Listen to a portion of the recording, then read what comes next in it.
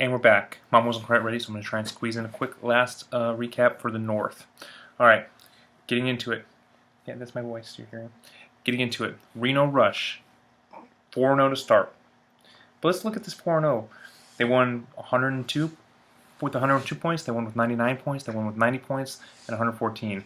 So they've barely made it over 100 points once, and then the 114 was a pretty good win last week. But then 65 points when they lost to Hookham.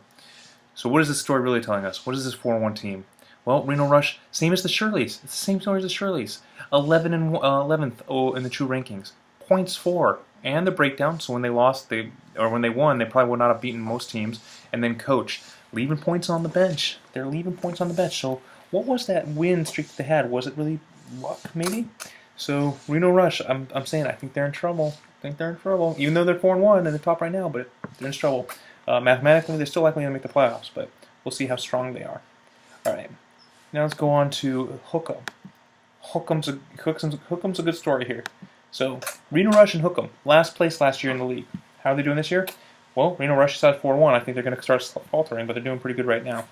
Now Hookham is loss, then win, loss, but they're on a 2-game winning streak, and that big win against Zacatec, which was a huge surprise, that was a pretty good win, and then the big win against Reno Rush last week kind of helped their season along.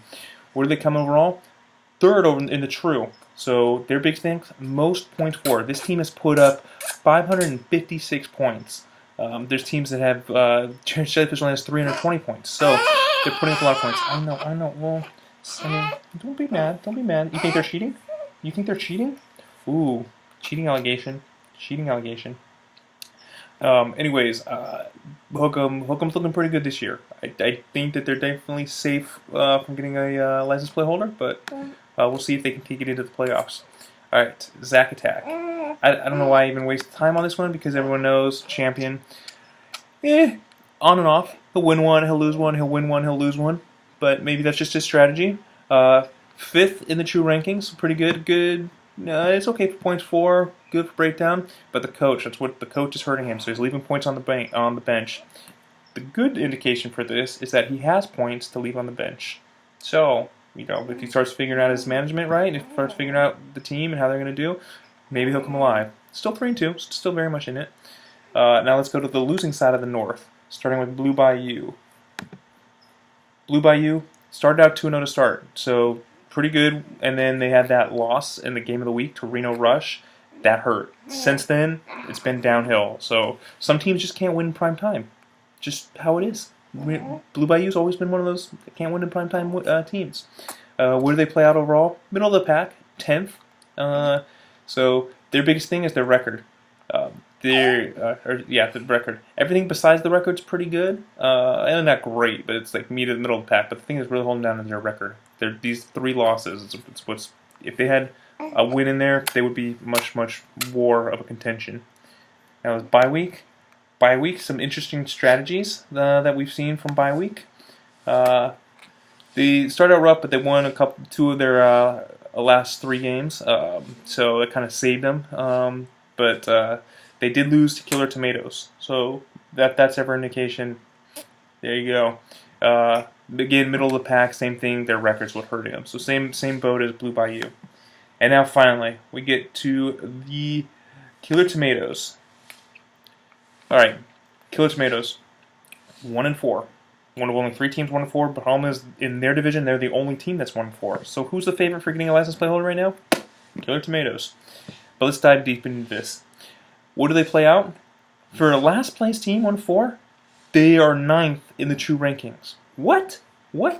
Their record, one of the worst records, obviously, because they're 1-4. But besides that, points for, not bad. Not bad at all, actually. 12 points for the points for. Breakdown, not bad.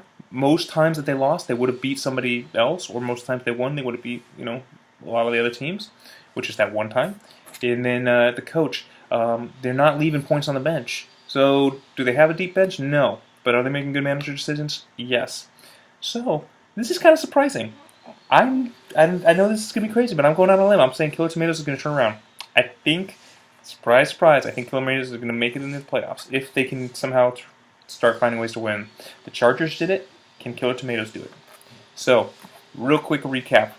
In the North, I'm predicting Hook'em and Zacatec. Reno Rush I think is going to slip, but those are going to be the top 2 teams. Again, top 4 teams make the playoffs. Last place, I think it's probably going to be bye week. Yeah, probably my guess. Again, it's early. We'll see. In the West, I think Shirley's is kind of on a falsehood. So Killer Tomatoes, or I'm sorry, John's Tigers and BK, I think will take the top 2 spots in the West. And then last place, I'm thinking probably Jared's Jellyfish right now, but that can change.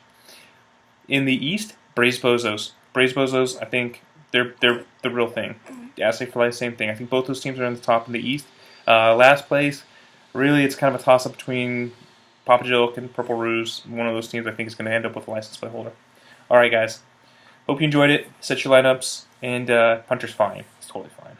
All right.